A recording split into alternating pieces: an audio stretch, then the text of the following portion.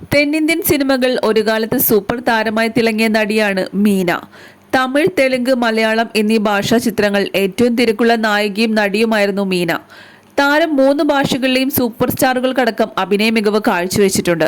രജനീകാന്ത്, മമ്മൂട്ടി, മോഹൻലാൽ, ചിരഞ്ജീവി, വെങ്കിടേഷ് തുടങ്ങി സൂപ്പർ സ്റ്റാറുകളുടെ കൂടെ ഹിറ്റ് നായികയായും മീന തിളങ്ങി നിന്നതാണ്.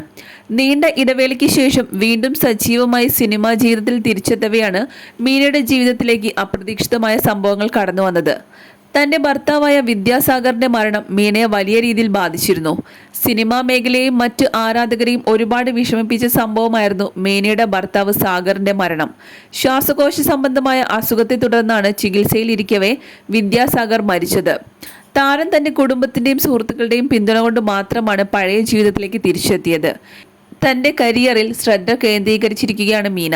ഭർത്താവിന്റെ മരണം മൂലം ഉണ്ടായ ദുഃഖം ഇതുവരെ മാറിയിട്ടില്ല. താരം ഷൂട്ടിങ്ങിനിടയിലെ തന്റെ ചിത്രങ്ങളും മറ്റ് സോഷ്യൽ മീഡിയാസിൽ പങ്കുവെക്കാറുണ്ട്.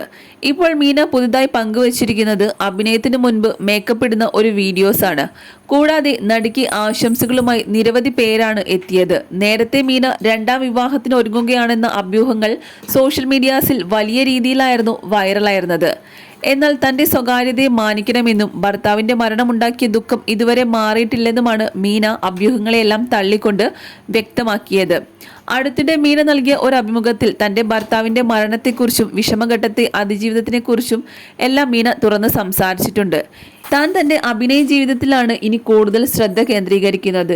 അതുകൊണ്ട് തന്നെ മറ്റൊരു ജീവിതത്തെക്കുറിച്ച് താൻ ഇനി ചിന്തിക്കുന്നില്ല എന്നാണ് മീന തന്റെ അഭിപ്രായം വ്യക്തമാക്കിയത്. തന്റെ മകളായ നൈനികയ്ക്ക് വേണ്ടിയാണ് ഇനി താൻ ജീവിക്കുന്നതെന്നും അവളുടെ സന്തോഷങ്ങളാണ് ഇനി തന്റെയും സന്തോഷങ്ങൾ എന്നാണ് മീന പറയുന്നത്. നിരവധി ആരാധകരാണ് താരത്തിന്റെ ഈ അഭിപ്രായത്തിന് പിന്തുണ പ്രഖ്യാപിച്ചുകൊണ്ട് സോഷ്യൽ മീഡിയാസിൽ കമന്റ്സുകൾ രേഖപ്പെടുത്തിയത്.